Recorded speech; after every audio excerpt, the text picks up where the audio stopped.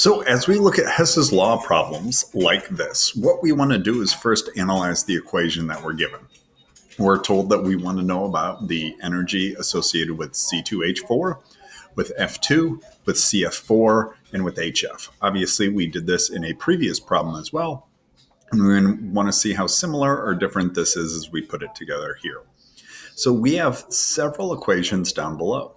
Hydrogen and fluorine making HF, carbon and fluorine making CF4, carbon and hydrogen making C2H4. Hydrogen appears in two of these equations. Fluorine appears in two of these equations. Carbon appears in two of these equations. So what we want to do with the Hess's law problem is really be focusing on our target equation and focusing on the things that are unique. So for example, the CF4.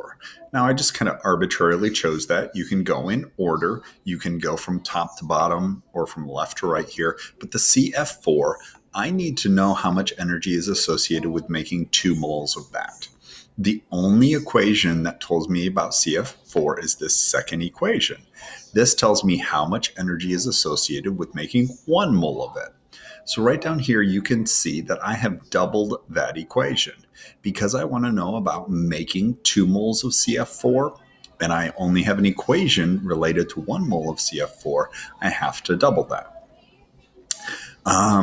Here, if I go to my other product, once again, kind of going random here, but I want to know about making 4 moles of hydrogen fluoride gas. The only equation that tells me about hydrogen fluoride is my top equation, but it tells me about 2 moles. I need to know about 4 moles. So once again, I need to double that. In both of these equations, the chemical I care about, the CF4 or HF, is on the correct side of the equation, but it does not have the correct coefficient. So what I have done is taken that equation and multiplied it by the coefficient such that the chemical I care about now has the coefficient that I want it to have.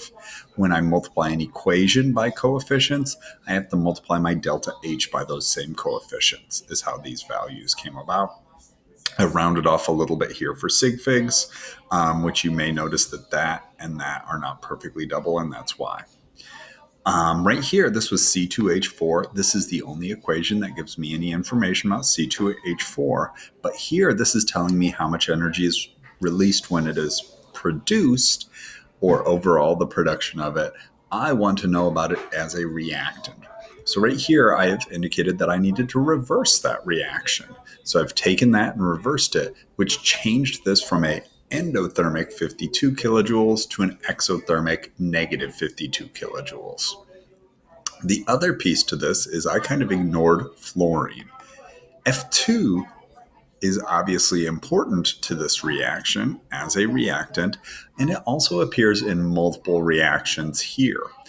If we had initially tried to balance the 6 F2s with this, it would have thrown off my HF. I would have had 12 of them when I only wanted 4. If I had tried to do it here by multiplying by 3, I would have had 3 CF4s when I wanted 2.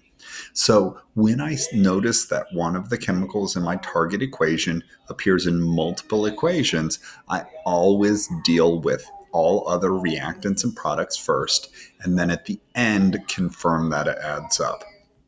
The other things we can notice is that there's 2 hydrogens here on the product side, 2 hydrogens here on the reactant side.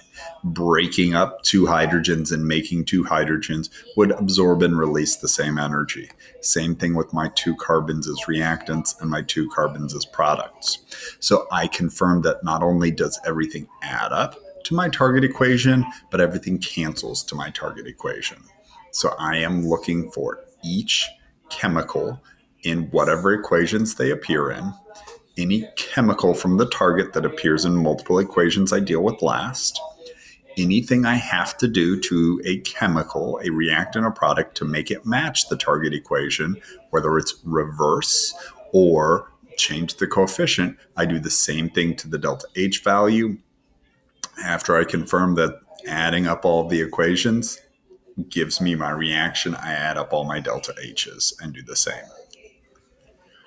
Right here, we've got a little bit more going on and a lot of extra equations. Maybe not extras, that's wrong, but a lot of equations here. So more than just the 2 or 3. All of these have N's and O's. Notice that in both of these, everything's already in the right state. Changing the state of something, oh, right here, there we go. Changing the state of something either requires or releases energy as well. So we need to account for that. Sometimes our delta H will just be a delta H of fusion, vaporization, or something like that. So I need to know about N2O3 gas. This time I'm going to go left to right. So I'm going to choose this guy and I'm going to put it so that it is a reactant, meaning that that top one gets reversed. I want to know about N2O5 solid. It's already where it needs to be. So I end up keeping the fifth equation. I need to know about N2O4 gas. That only appears one place, right there. That third equation, because it has a 2 here and it needs a 2 there, will end up getting doubled. But you can see from my answer here that there's more steps because this reaction makes NO and NO2. That is not accounted for or canceled out in the other 3 key equations that I was looking at initially. This one makes N2O5 gas. I do not want N2O5 gas as a product. In this reaction, reaction 2, which ends up getting reversed, and reaction 4, which ends up being kept as is, serve only to cancel out the reactancy products that I don't want. And you can probably hear my dog hacking on something there. He's old. But what we're trying to do is focus on the 3 key things, get those in the right places, get those with the right coefficients, with the reversal, a doubling, and a keeping. But then we do have to think about, do I need to use the others? Often when they give you multiple equations, you're going to use all of them, but that's not always the case. So don't assume you have to use all 5, but do always double check. Because if we hadn't thought about the N2O5 gas here potentially, or the NO2 gas here, or the NO or the NO2 gas there, we would have had the wrong delta H because we would have not had the right product. So hopefully I'm louder than he is. I apologize. Then how many grams of solid are needed to exchange this much energy? We've got the reaction here, 22 kilojoules per mole of solid. So I take my 250 kilojoules.